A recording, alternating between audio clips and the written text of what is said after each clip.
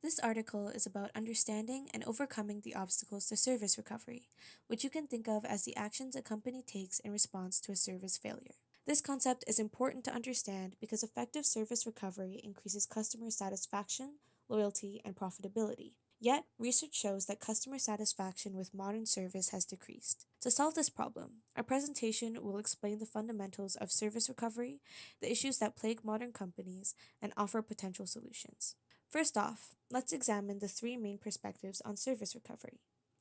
Customer recovery is a marketing function focused on satisfying the customer after a service failure. Process recovery is an operations function focused on learning from failures and preventing them.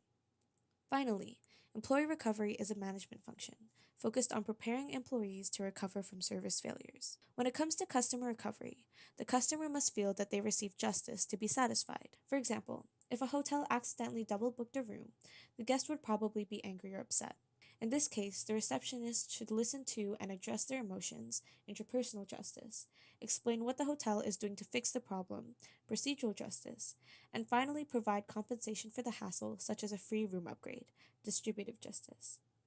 Secondly, it's critical to avoid failing twice. The recovery paradox states that it is possible for customers to be even more satisfied after an effective service recovery than if the service was failure free in the first place. However, this is unlikely to happen after more than one failure. Process recovery is about collecting process data to learn about failure points. This can be done through total quality management approaches, mystery shopping, and customer surveys. The data should then be analyzed to improve processes and reduce costs. An example technique is the frequency relevancy analysis of complaints approach, which identifies which problems should be addressed first based on frequency. Employee recovery is critical because even when contact personnel are not at fault regarding a service failure, customers tend to automatically hold them responsible anyway. Thus, a vital aspect of this is internal service recovery, managerial support for employees in dealing with complaining customers. Poor internal service recovery occurs when staff feel powerless to fix customer problems. This concept, which is called learned helplessness, results in unhelpful staff whose negative attitudes spill over onto customers. In extreme cases, negative spillover leads to service sabotage, in which employees fail customers on purpose. The obstacles to effective service recovery can be summarized by the tensions that occur between the three different perspectives. Here are the six most common tensions that arise, starting with the tensions between customer recovery and employee recovery. Number 1. Complainer as friend versus complainer as enemy. From a marketing perspective, collecting complaints is a useful source of customer data. However, HR often thinks of them as something to quickly dismiss as it makes employees feel uncomfortable. Number 2. Customer acquisition versus customer retention. Most businesses incentivize attracting customers through optimizing service to new customers and sending complaining customers away, rather than addressing service failures in order to retain loyal customers. Now, let's move on to the tensions between customer recovery and process recovery. Tension number 3. Customer satisfaction versus productivity. Retaining customer satisfaction might negatively affect the organization's profit in the sense that employees could overcompensate their customers. Customer recovery sometimes takes so much time and effort that employees are torn between satisfying customer complaints and doing their core job responsibilities.